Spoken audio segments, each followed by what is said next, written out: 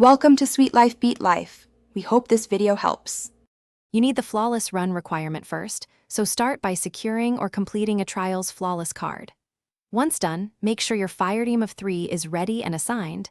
Designate a runner, anchor, and support. You should queue on a platform with a stable connection. Wired is best. Begin matches focused on quick rounds and map control because efficient wins matter. Don't waste time on loadout theoricraft later. Get wins and protect the flawless ticket now so you can reach the Lighthouse opportunity. Once you have rounds counting toward flawless, play with deliberate patience and clear communication. Prioritize control of power ammo and trade efficiently. Make trades that secure round wins rather than risky pushes that cost lives. Use supers sparingly, pop them to clutch a round or deny a reset, not to chase unnecessary kills. Keep callouts crisp. Enemy locations, numbers alive, and ultimate cooldowns.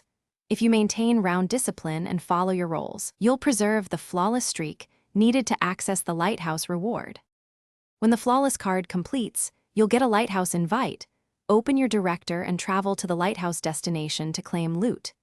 If the invite doesn't appear, first verify you use the correct character and platform, and try a logout/login or a quick restart to refresh the client.